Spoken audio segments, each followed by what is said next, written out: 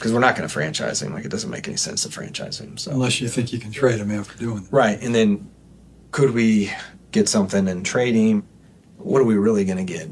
Unless it got down to like $7 million. And I don't want to offer that because I don't want to be like we disrespected him. There's 31 teams. It only takes one to, maybe be open to doing something. If it doesn't get to that, hey, we're going to do the right thing. We're going to let you hit free agency, find out your market, come back, and let us know if we can match it. If we can, we'll have those discussions. I mean, in a perfect world, I'd still like to have him back. Until we can prove that we can have a decent offense without him. Daniel's making a lot of money, and it's the fork. Like, we got to figure out is he the guy? So we got to protect him. We need to put resources there. Yeah. We have Waller, Belly, a healthy Wandell, Hyatt, Slayton. We'll have to find a running back, but upgrade the offensive line, give him a chance.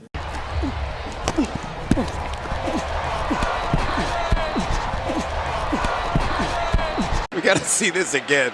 This kid is special, man. You didn't even think to do that. Now, the reason I'm dropping this video is not just because of sports. I mean, I like to use it as a backdrop for what we should be doing in regular everyday life. I mean, it's great to see what some of these guys are doing. When you look at what Saquon is doing in the league, him and Derrick Henry, but I'm going to focus on Saquon for the video. I mean, right now, it's kind of it's hard to debate. He's probably the best back in football. He's probably potentially the best player in the NFL. I mean, he's a dark horse candidate for the MVP due to the voters really loving QBs.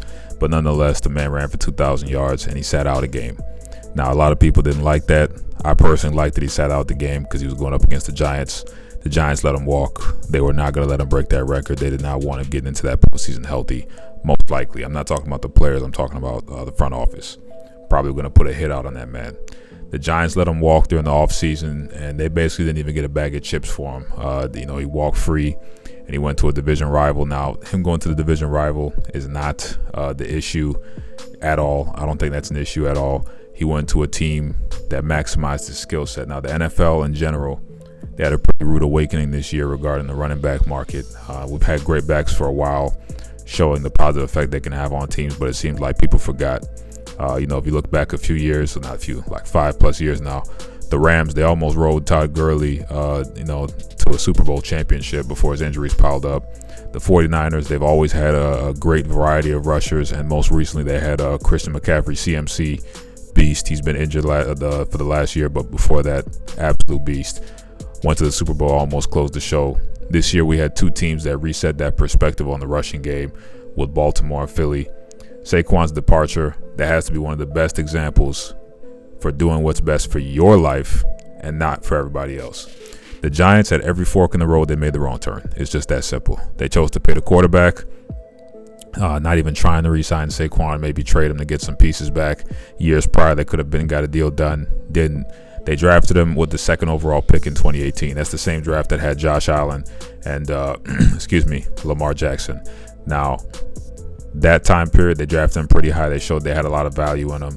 They did the man wrong over the years. Yes, he got injured. Yes, he's had injury history. But as we can see, he's bounced back, and he's playing better than ever. I mean, they got those clips of the GM that I put earlier, him and the owner having some conversation. There's also a clip that I didn't put in with the GM and his son talking about, what they're going to do in the offseason, what the G-men should do. I mean, even his son was saying, look, you got to go big because you're not going to get jobs like this too often. You might as well go big. Swing for the fences. Now, Saquon didn't make the Eagles good. He turned a Super Bowl caliber team into Super Bowl favorites. All right. I would liken his addition to a team similar to primetime back in the 90s, going to the 49ers and the Cowboys, helping deliver chips in both locations, both Super Bowl caliber teams, and helping them deliver. Now, Saquon, he kind of forces teams to have to play the Eagles, honestly. And the Eagles, unlike the Ravens, have top-level guys at wide out. But more importantly, and this is what I really think is the difference between a team like the Eagles and the Ravens, they don't get too cute with the offensive play calling. They do not. They stick to the script, they handle business, and they move accordingly. Now, Saquon's story this year should be a prime example to all young men that you should really perfect your craft, devise a plan, and bet on yourself. Go to where you're celebrated, not tolerated. The Eagles have a great defense, great offensive line, good to very good quarterback/leader, top 5 wideout room. It was a perfect fit. The Eagles, outside of their crazy fans, I mean, that's why they have A few years ago, they had to grease the poles in Philly when they won the Super Bowl because them boys were crazy. That's why they had to grease all them light poles. They got some crazy fans, but outside of that, they conduct good business.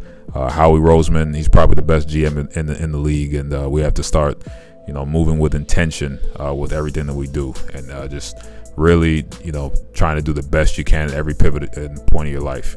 Now we're going to pivot that, in terms of you choosing to do the best things for your life and go to the basketball world regarding one of the best players to do it right now. Now, this is another example of you got to do what's best for you, and you should never take things for granted or trust any company fully. As long as you're an employee, never trust any company fully until you're a self-made man and you have your own business. You always got to watch your back and just understand that it's business and they're going to do what's best for them. So you always got to do what's best for you. The Mavericks, they allegedly traded one of the best ball players in the league at age 25 without his knowledge. Now I'm saying allegedly because I'm wondering there's something murky in the water here about this trade. They say that they did it without his knowledge, and they traded him to a conference rival for a top 10 player who's aging and has injury history. Anthony Davis is no slouch, great player, all NBA, and in my opinion, if he wanted to be, he could be the best player in the league. Anthony Davis has Jokic level ball skills, Giannis level athleticism and defense, but his health is always in question, and intangible wise, his leadership and heart has been in question over the past set of years. But there's no doubt Anthony Davis is a high quality player. But it just raises some eyebrows and it makes you ask questions, because with Luka Doncic being traded, logistically, it initially doesn't really make too much sense. The Mavericks were just in the finals last year. He's been in the MVP discussion for the past 3 to 5 years, and I believe that there are multiple factors at play here, and something's right in Denmark. Now, I believe one of a few things happened here. I believe the Mavericks may potentially be moving soon to a different location, and Luka made it clear that he wants no part of that, and the Mavericks decided to move on from him while his stock is high to get something back, and the Lakers are clearly looking for a successor to the LeBron James experience. The Lakers trading for Luka doesn't really make sense from a win-now perspective, because he and LeBron, they basically serve the same function on the floor. Who's going to run that offense, because neither LeBron nor Luka are great off-ball players who cut, post up, create opportunities through movement. They usually conduct the movement, like the symphony, and they deliver the ball accordingly. Now, I don't believe Luka's health is the reason that the Mavericks are moving on, because his availability has been great during his career. If they're concerned about his conditioning, they could have addressed that during the offseason and through changes in their on-court system, placing less onus on him to run the offense and focus on the defensive end. Now, the Lakers trading for him makes sense, because he's a top 5 player regardless how you slice it. However you vote, he's most likely going to be in the top 5. At age 25, with years left on his deal, with LeBron basically being close to exiting the league. We've been saying that for the past 5 years, but come on. It's Father Time. He's just like Tom Brady. Sooner or later, Father Time never loses. Now, it's a win-now move, because I'm not saying win now.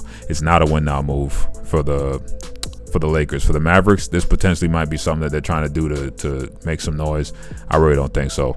But the Lakers, is definitely not a win-now move, because LeBron and Luka are not really going to play well together from my perspective, what I see long-term, but they'll definitely benefit with Luka for years to come in the long term.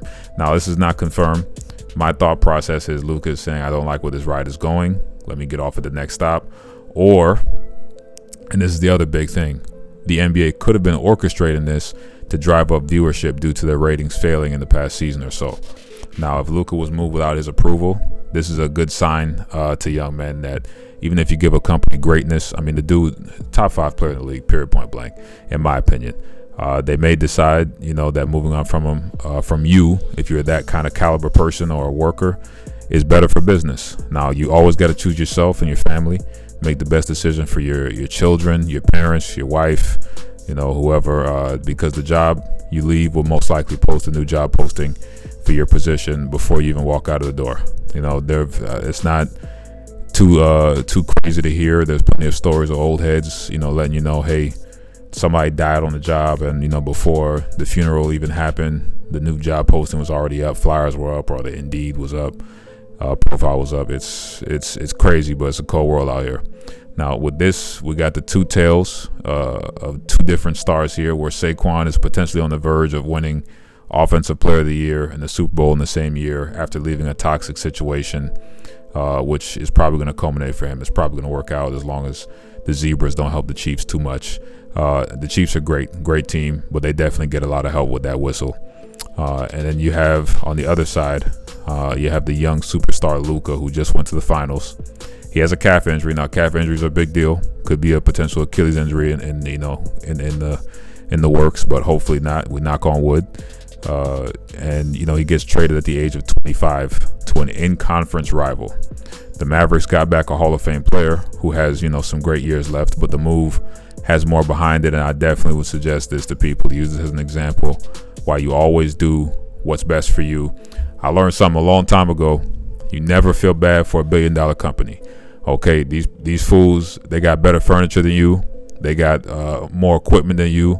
They got more cash reserves than you. Don't ever feel bad for them, because nobody feels bad for you. When you got to pay your bills, you can't go up to the electric man and give him a hug, talking about, does this work for this month?